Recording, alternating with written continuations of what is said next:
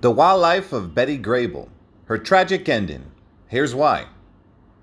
With a smile that could light up any room and legs that became world famous, Betty Grable was more than just a Hollywood bombshell. She was a talented actress, singer, and dancer who captured the hearts of audiences across the globe. But behind the glamour and success, Betty's life was marked by tragedy and heartbreak, leading to a sad and untimely end. In this essay, we will explore the fascinating and tumultuous life of Betty Grable and examine the factors that contributed to her eventual downfall. Betty Grable was born in St. Louis, Missouri in December of 1916. She was the youngest child of Lillian and John Grable.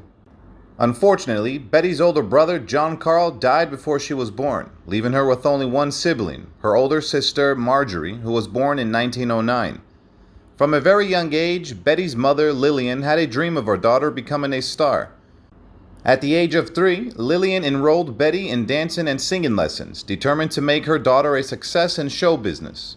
In 1929, the family took a vacation to California, and Betty and her mother decided to stay there permanently.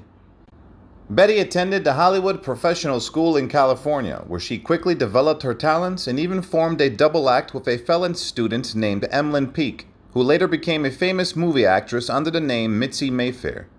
Within a year of arriving in California, Betty's mother had secured her first professional role as a chorus girl for Fox Films in the movie Happy Days.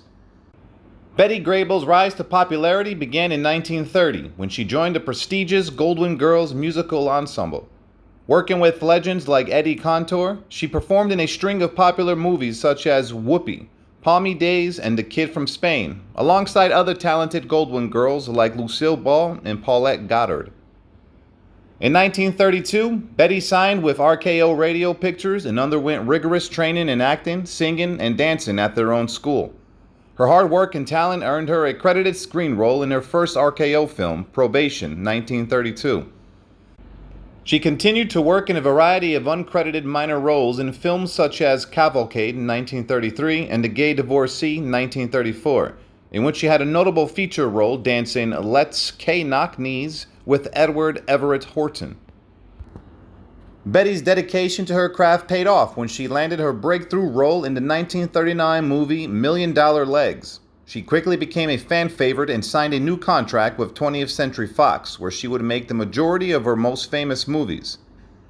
Betty Grable's career was in full swing when she signed a contract with Paramount Pictures in 1935. She was quickly loaned out to 20th Century Fox to star in the comedy Pigskin Parade alongside Judy Garland. Her performance was well received, and Betty soon found herself cast in leading roles for Paramount. Betty's charm and comedic timing made her a perfect fit for the dizzy blonde archetype that was popular in Hollywood at the time. She starred in a series of college-themed movies, including This Way Please in 1937 and College Swing the following year. These films helped solidify her status as a rising star in the industry and set the stage for her future success.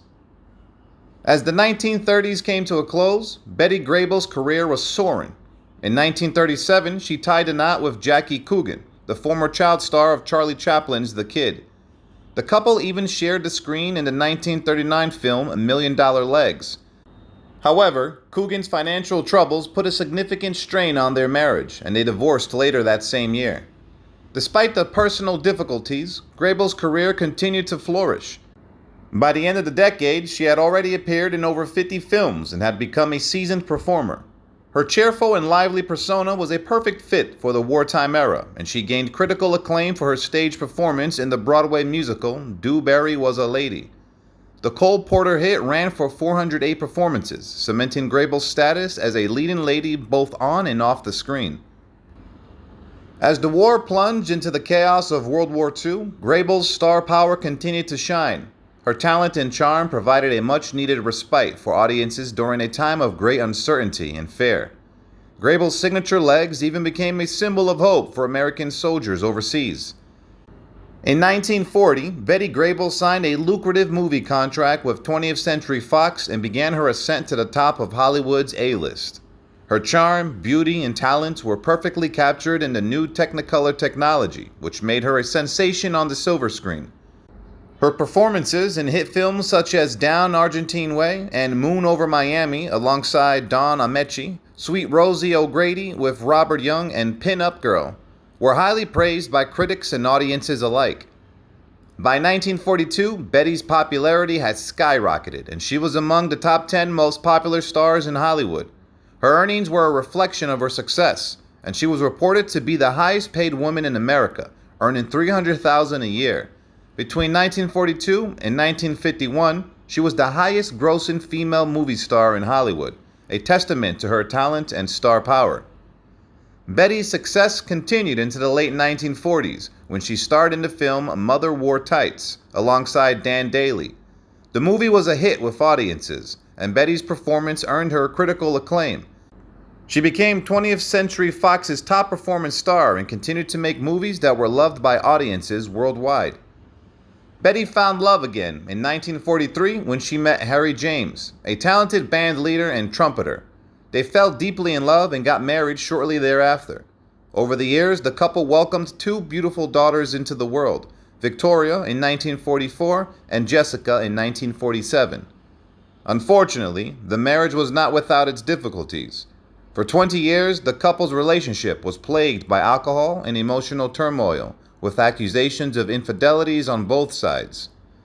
Despite these challenges, Betty and Harry remained committed to each other and their family until their divorce in 1965.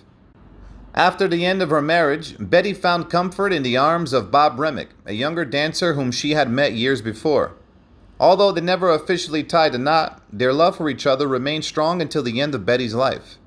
Together, they faced life's ups and downs, always supporting each other through thick and thin.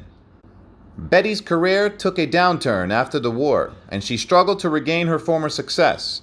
Despite this, she continued to work hard and appeared in a number of musical films, including That Lady in Ermine in 1948 with Douglas Fairbanks Jr., and When My Baby Smiles at Me in the same year with Dan Dailey. In 1950, she starred in My Blue Heaven, and in 1951, Meet Me After the Show.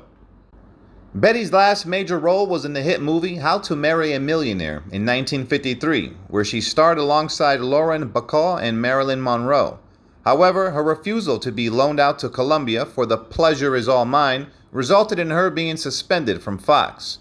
She briefly returned for Three for the Show with Jack Lemmon and How to Be Very, Very Popular with Cherie North in 1955. But these films failed to revive her career.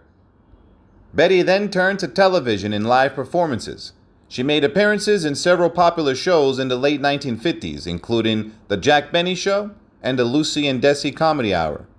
She also performed at the Latin Quarter in New York and in various shows in Las Vegas, including a production of Guys and Dolls in 1962. In 1967, Betty took on the lead role in the touring production of Hello, Dolly. Her final acting role was in Born Yesterday at the Alhambra Theater in Jacksonville, Florida in 1973. Betty Grable's health had been in decline for some time when, in 1972, she received the news that she had lung cancer. Her years of heavy smoking had taken a toll on her health and left her without any insurance to cover the cost of her treatments. Despite her illness, Betty remained strong and determined, working tirelessly to cover the expenses of her frequent hospitalizations. She spent much of her time at St. John's Hospital in Los Angeles, receiving treatments and fighting the cancer that had taken hold of her body. Unfortunately, Betty's condition continued to worsen, and on July 2, 1973, she passed away at the age of 56. Her death was a devastating loss for her family, friends, and fans around the world. After her cremation, her ashes were interred at Inglewood Park Cemetery in Los Angeles, where she was laid to rest among the many other Hollywood legends who had passed before her. Betty Grable's legacy and influence in Hollywood have continued long after her death. She was one of the biggest movie stars of her era, and her impact on popular culture cannot be overstated. Her pin-up photos and signature pose in a swimsuit became iconic, and she paved the way for other actresses to achieve success in the male-dominated film industry. Her movies, particularly those made during World War II, provided a much-needed escape for audiences during a difficult time in history. Betty Grable remains an enduring symbol of beauty, glamour, and talent, and her contributions to the entertainment industry continue to be celebrated to this day. Goodbye, Betty Grable.